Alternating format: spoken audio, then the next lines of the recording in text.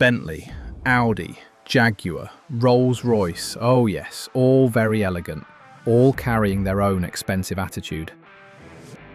For 1 minute, I almost forgot Mercedes existed. Then my mother reminded me of something. She once told me about her first date with my father in his Mercedes-Benz 560 SEL. She knew nothing about cars, so when the engine came alive and the car moved with that deep, smooth force, she looked at him and asked, "Are we in a plane?" My father still tells that story like Mercedes personally helped him get married. Recently, at the Cincinnati Concours, surrounded by British ceremony and German cleverness, I asked myself, why do we always return to Mercedes? So this video is about the one feature that made every rival special, and whether Mercedes quietly outclassed it.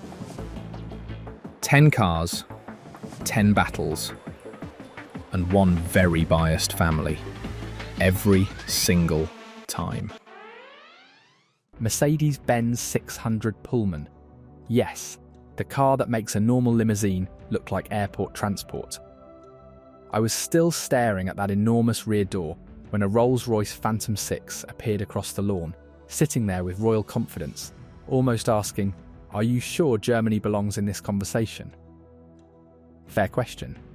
The Rolls was coach-built tradition, shaped for people who expected craftsmen to build a body around their status. But the Mercedes answered differently. Its seats, windows, doors, boot lid, and optional sunroof could move through a high-pressure hydraulic system, while air suspension carried the whole machine with eerie calm. No little electric motors buzzing everywhere, just silent mechanical authority. The Phantom looked like a palace created by hand.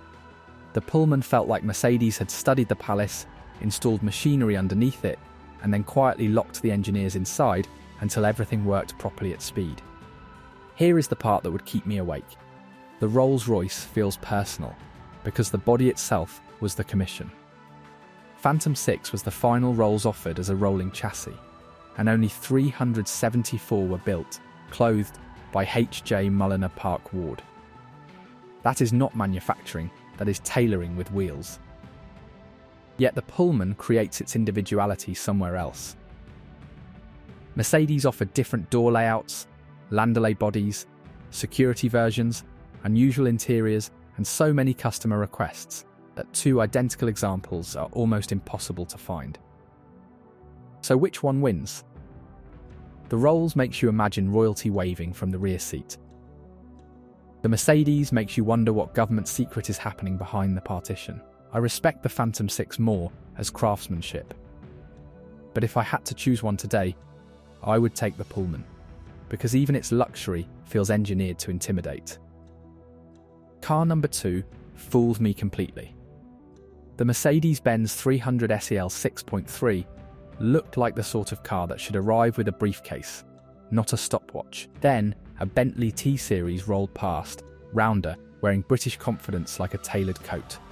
My brother nodded toward it and said, "That looks richer." My father answered, "Wait until the Mercedes moves."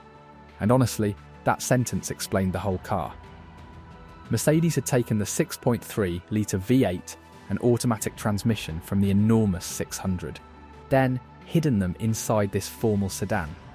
At Geneva, people had received almost no warning that it was coming. Outside, only wider tyres, extra lamps, and visual clues betrayed it. Bentley modernised luxury by changing the body itself. Mercedes modernised it by making a respectable-looking saloon accelerate like something that had escaped from a racing paddock. But the Bentley's real trick was not under its bonnet, it was the car around it. The T-Series became Bentley's first monocoque model, replacing separate chassis tradition with a steel and aluminium body that was shorter, lower, and narrower than its predecessor, yet offered more passenger room and luggage space. That is clever luxury, giving the owner more while making the machine smaller.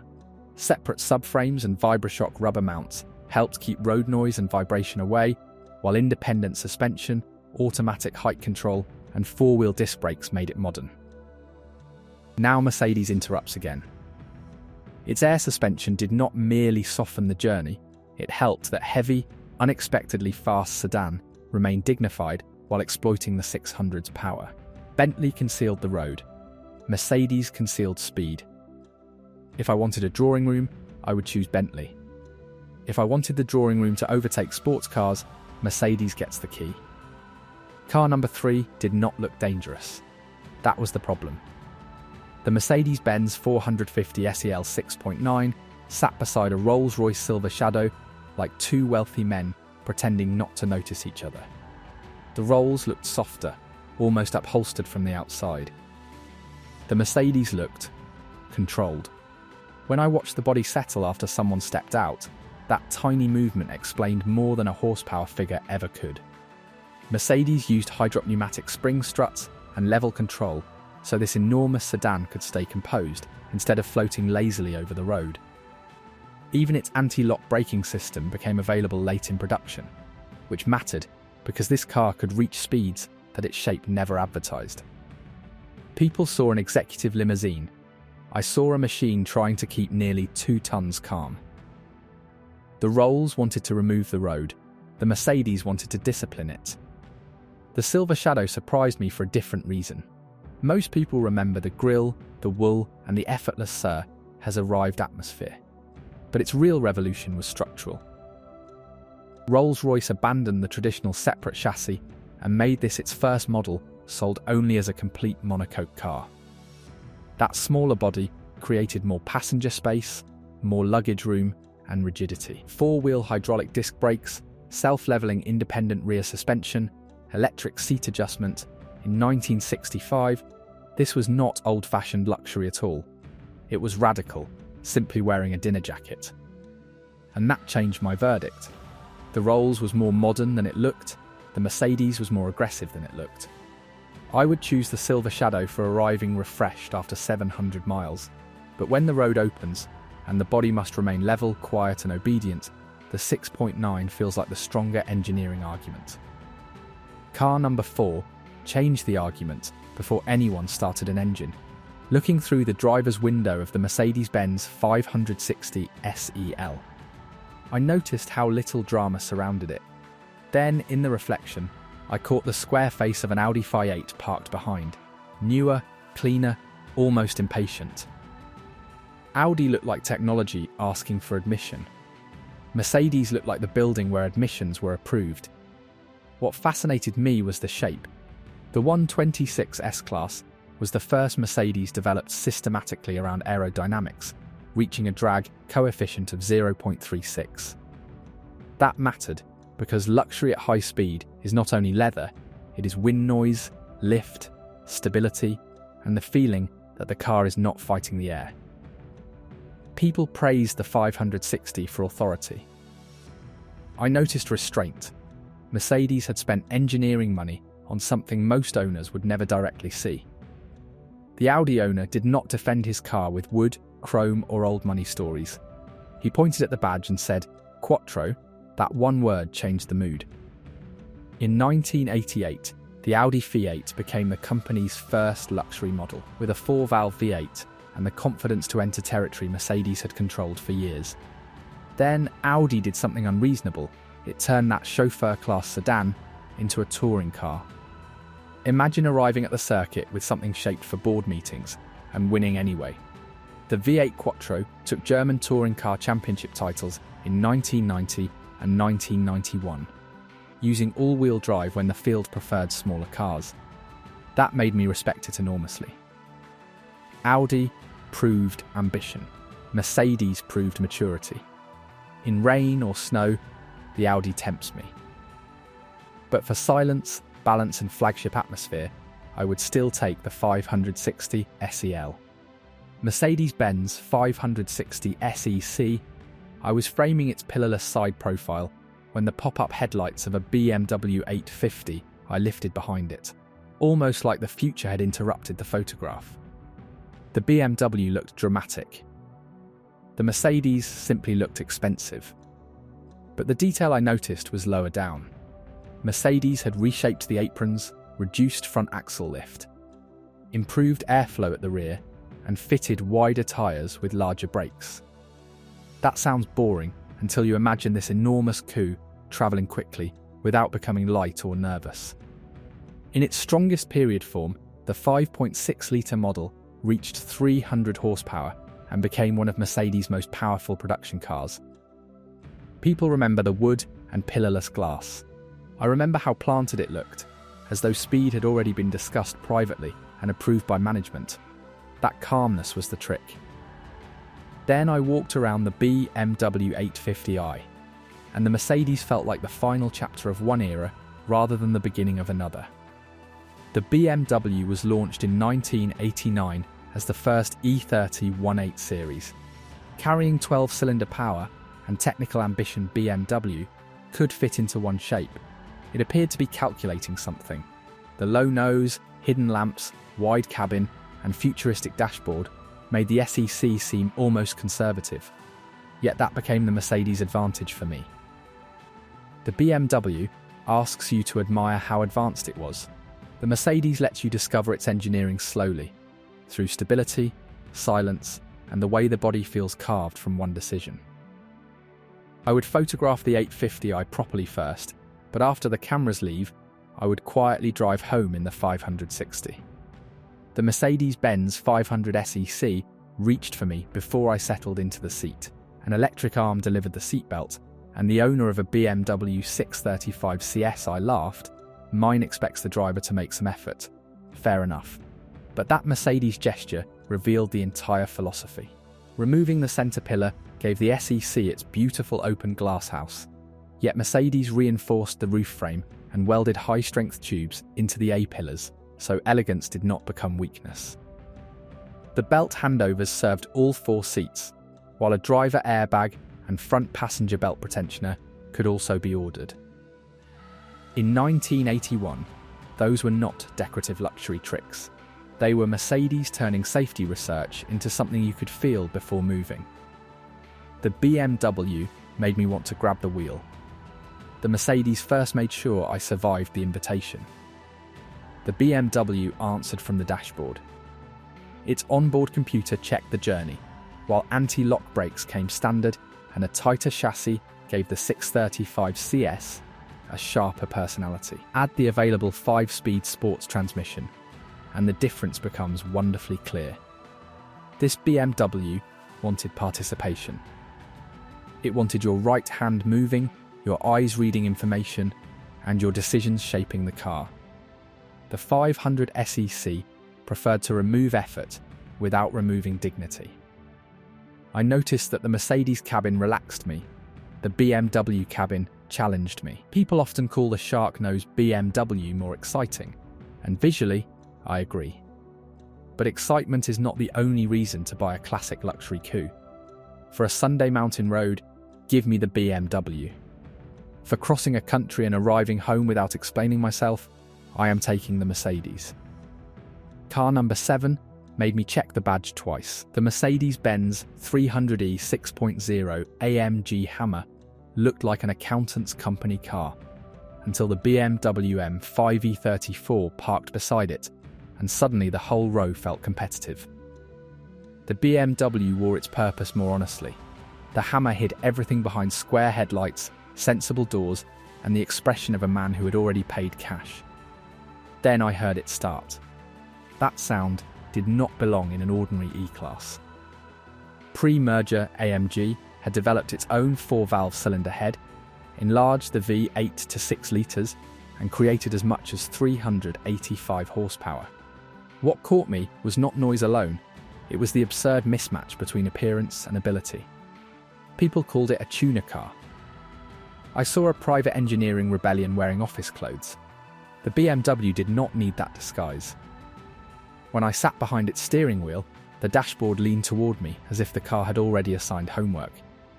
In 1992, BMW enlarged the M5 straight 6 to 3.8 litres and raised output to 340 horsepower, making it Germany's most powerful series production sedan that year. That deserves respect. The M5 felt developed by racers who cared about luggage space. The Hammer felt created after someone locked ambitious engineers inside AMG and removed the budget sheet. One gives you precision, revs, and factory discipline. The other gives you the uneasy feeling that a respectable Mercedes has been privately corrupted. I would choose the BMW for a mountain morning. But for an unforgettable night drive, the Hammer wins, because even now it feels slightly illegal without being so. Car number 8 looked too elegant to have mud in its history. The Mercedes-Benz 450 SLC 5.0 sat under the sun with that long roofline, while a Jaguar XJ SV12 nearby stretched its bonnet like it had arrived for a fashion photograph. Most people looked at the Jaguar first. Honestly, so did I.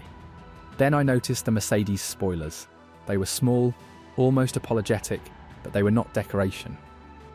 Mercedes used wind tunnel work to reduce lift at both axles, fitted aluminium panels, and introduced a 5-litre all-aluminium V8 that weighed about 40 kilograms, less than the older iron block design.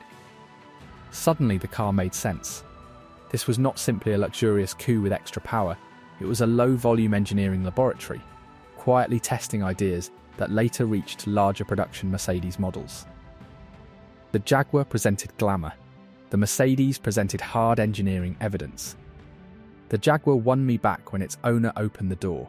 Leather, low seating, that bonnet, it felt less like transport and more like agreeing to make questionable decisions beautifully. Introduced in 1975, the XJS was Jaguar's most expensive production car at the time. Using a 5.3-litre V12 to deliver near 150 mile-per-hour performance with grand touring comfort, that was its achievement. Speed without destroying the romance. But the Mercedes had another story waiting. In the 1979 Bandama Rally, 450 SLC 5.0 cars finished first, second, third, and fourth after thousands of punishing kilometres. Try explaining that while looking at its wood trim. So my choice depends on the road. For a coastal evening, the Jaguar is almost unbeatable. For crossing heat, dust, distance and doubt, I trust the Mercedes. Competition had already tested its manners.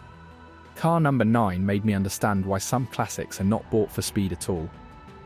The Mercedes-Benz 560 SL was parked with its hardtop fitted, looking almost sensible, while a Rolls-Royce Corniche convertible nearby had its roof down and behaved as if sunshine had been personally arranged. Everyone photographed the Rolls first. I walked toward the Mercedes. The 560 was the final export-focused expression of the long-running R107, built for North America, Japan, and Australia with emissions equipment and a calmer 230 horsepower tune. That sounds less glamorous until you notice what decades of development had done. The doors felt mature, the controls familiar, the whole car resolved. The Corniche promised an occasion. The Mercedes promised you could use the occasion, drive home afterward, and do it all again tomorrow without requesting permission from your mechanic. The Corniche did not answer with practicality. It answered by turning arrival into theatre. Rolls-Royce had taken the Silver Shadow's monocoque foundations and created a two-door car whose convertible form survived through several evolutions, eventually continuing into the 1990s. Standing beside it, I understood why owners forgave almost everything. The roof disappeared, the leather seemed endless, and suddenly an ordinary hotel entrance looked like the French Riviera.